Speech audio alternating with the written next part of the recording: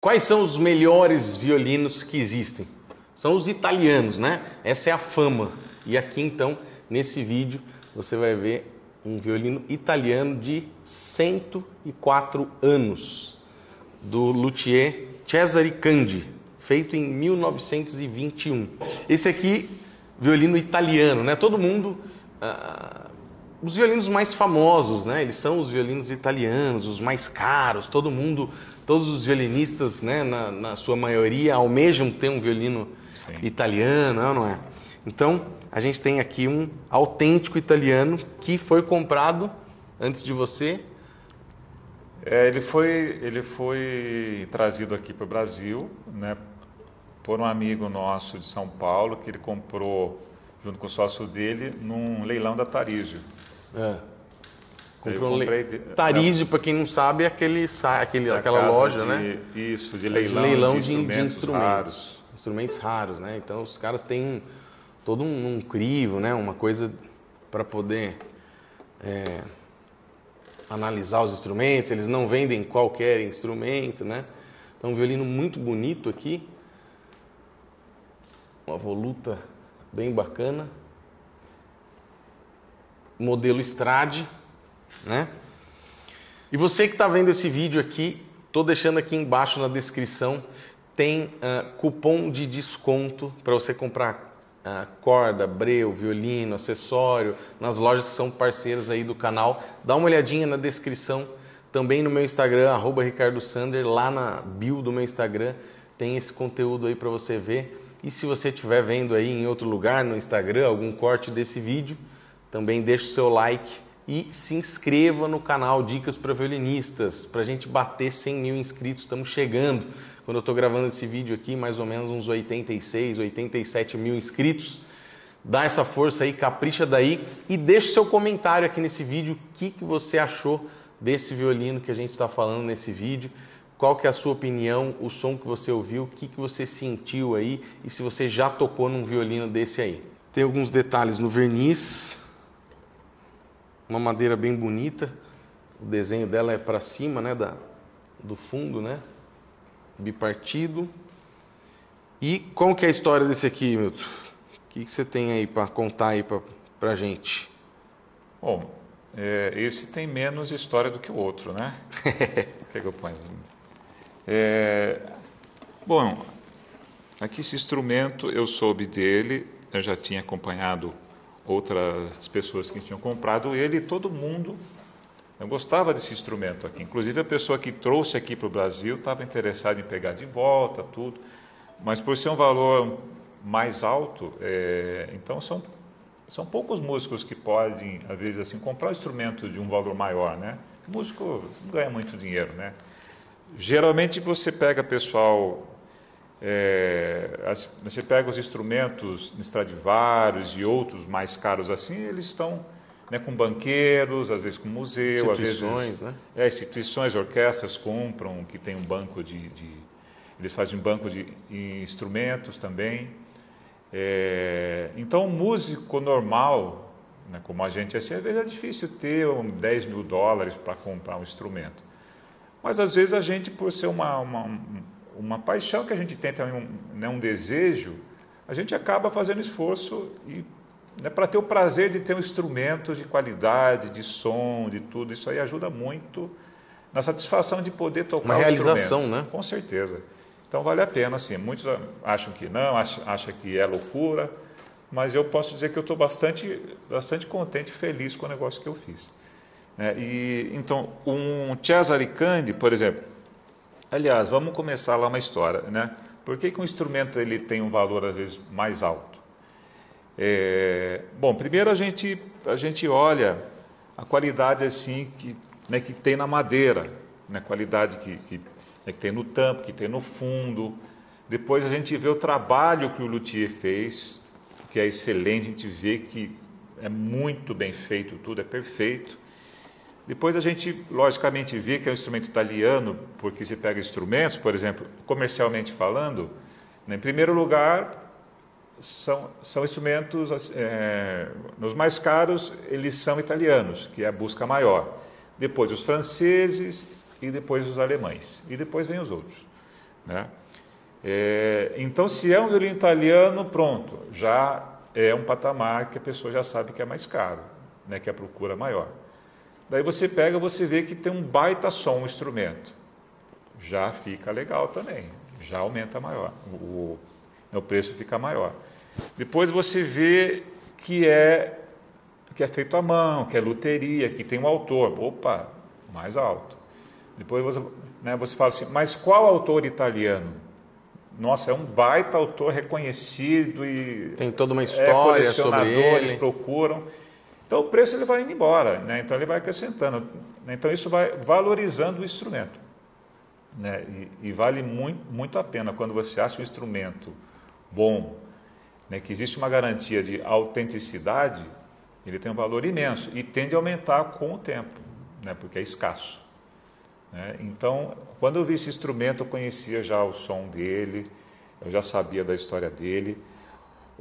Que o Cesare Candi, ele foi um luthier principal assim, da geração dele em Veneza, tanto que ele ganhou vários prêmios em vários lugares, prêmios internacionais. É um cara que se destacou, né? Teve um destaque, ele foi tanto que ele foi escolhido para fazer o restauro do canhão de Paganini, que está lá no museu em Veneza. Então não era qualquer pessoa que iam ter a confiança de colocar para fazer um restauro de um instrumento histórico para a cidade italiana. Então vocês vejam bem que só isso daí já dá um up enorme, né, de ser um Cesare Candi, né? Então, para mim, esse é um instrumento que está até muito, muito além, né, para mim, do que eu mereço até, né? Mas a alegria de ter ele é imensa. Então, valeu cada assim, centavo que eu gastei nele, né? Porque o prazer é muito grande de ter um instrumento italiano. Acho que todos vocês gostariam de ter um instrumento italiano. Né? Mas é só juntar dinheiro e comprar. Uma hora chega lá, né? Então. Chega. E que característica que você citaria aí dele aí? Que você percebe assim, potência, né? Um violino muito potente, de resposta rápida, né? Ele projeta muito, né? Então, assim, quando eu fui comprar esse violino, é lógico que a gente, quando vai dispor de um valor bem além do que a gente está acostumado, né, para a condição da gente, a gente quer fazer um teste, quer ver se realmente funciona, né? Porque aqui tocando, eu já percebi que é um instrumento doce, um grave muito bom, tem brilho, extremamente equilibrado. Uma resposta rápida, né? Enfim, é muito bom tocar, né? A gente percebe tocando em orquestra em que ele projeta mais do que os brilhante, outros, né? Né? Então a gente economiza, dá para tocar tranquilamente porque sobra som. Mas eu decidi realmente comprá-lo quando eu fiz um trabalho com a orquestra em Sorocaba, e lá tem um teatro que eles têm lá, e eu pedi para vários amigos, né, que tocassem, né, que tocam bem, que sabem tirar som assim, um som legal do violino, para que eles tocassem ali no palco, e eu fui assim na plateia, lá no fundo. E aí foi interessante que teve vários amigos que estavam tocando ali, violinistas também. Eles foram todos comigo no fundo para ver, para ajudar a avaliar isso aí da projeção, né? E era impressionante que, assim, lá do fundo, né, a gente ouvia o som como se fosse ali do lado. É um negócio impressionante, é uma coisa que às vezes muitos falam, a gente meio que não acredita muito nessa história, né? Mas aí todo mundo falou, poxa vida, né, que som que chega aqui no fundo. Ia para a corda ré, né, sons mais altos aqui no espelho, na corda sol, na corda ré, lá e mi, o brilho que ele... Então, realmente é um instrumento para solista também. A gente percebe que ele chega tudo junto. Ele não fica só aqui naquele ambiente de um metro. Não, você pode estar lá a 20 metros, ele chega um som presente. É uma coisa impressionante. E foi muito interessante porque depois teve um outro músico que falou assim, não, toca o meu violino agora também. Aí a mesma pessoa que estava tocando esse um aqui, pegou aquele violino e ele tocou. Mas parece que era surdo o violino, não chegava nada no fundo. E era um violino bom, né? Não era ruim. Não. Então, assim, todo mundo ficou meio até sem graça, ficou meio quieto, falou, nossa, né? Como aquele instrumento italiano soa tanto, né? E esse outro aí não está chegando nada aqui, né? Então, realmente eu tive uma prova viva ali, e eu e mais um monte de amigo ali que testemunhou, que é um instrumento realmente né, que projeta muito. Então a gente toca também de uma forma mais confortável, sem precisar forçar muito, porque sobra. É tipo assim, se você tem um carro que tem uma potência enorme, você não, lógico, não vai andar 200 por hora, mas você anda tranquilo, a hora que precisar sabe que tem. Então isso te dá um conforto para tocar, para fazer solo, tudo. Então é muito legal, muito interessante. E é uma madeira bem bonita do braço também, né? A voluta, toda riscada, né? Não é... Você vê, às vezes, violino tem uma madeira bonita no corpo, mas a voluta já não acompanha, né? Ou o braço, né? Aqui. E é uma madeira muito bonita. Vou tentar ver aí para vocês. Acho que virar de lado, às vezes. Ver se enxerga, né? Ó. Do outro lado também. Quando a pessoa escolhe o conjunto para fazer um violino, se é um bom violino, se é né, ele vai comprar todo o jogo de primeira linha. Sim. Né? Então, se você tem um instrumento, às vezes, que tem um braço que não tem nada, né, de desenho, marcatura, nada, quer dizer, aí a pessoa economizou também, né? Então, se você vê que o autor, ele é de primeira linha, e você tem madeira também de primeira linha, trabalho de primeira linha, o resultado geralmente é muito bom. Toca então, Milton, pra gente. Vamos lá, tocar a mesma musiquinha que eu toquei no outro. O que é essa peça aí que você está tocando? Secret Garden. As coisas de casamento é mais fácil. Eu falei num concerto aqui, falei, então vai essa mesmo. Se eu lembro dela.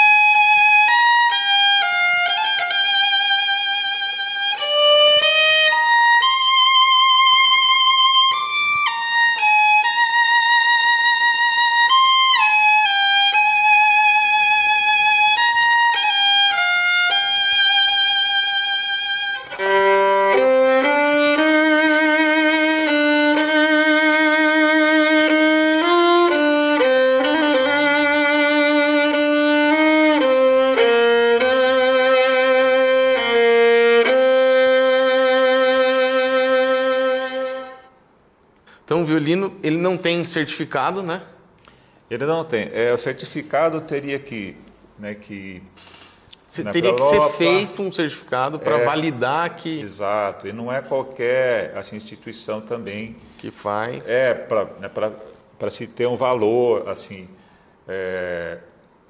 Então, você tem que ir especificamente num lugar que tenha renome para poder avaliar, para fazer um documento, mas ele é cobrado por isso. Então, assim, ele é cobrado conforme o valor assim que tem o instrumento. Geralmente é porcentagem sobre o valor. Então, se for muito caro, às vezes você não consegue nem se pagar o documento, né? Mas, assim, como ele foi comprado assim num site assim de leilão da Tarísio, e para colocar um violino lá, a gente sabe que tem que passar pela mão de um monte de gente expert, né, em tudo, em esse instrumento, construção. Então, para mim, sabe, eu estou assim feliz de ter passado por lá e ter sido comprado lá em Nova York. Então, para mim já está bom, né? Se der certo um dia, eu posso levar em algum lugar. Mas por enquanto, para mim já tá bom, assim. Muito bacana, e é um violino realmente potente, uma potência mesmo também que explode, assim, você toca e ele projeta demais o som, uma resposta rápida, né? Eu acho que isso, às vezes as pessoas às vezes podem pensar assim, mas como que eu sei, né? É a hora que você começa a experimentar muito violino, você vai percebendo, né? Porque essa resposta rápida, por exemplo, que eu falo, para mim, é uma fração de segundos, né? Eu acho que assim... Mas tem diferença. O que acaba acontecendo muitas vezes é que a pessoa procura volume de som, né?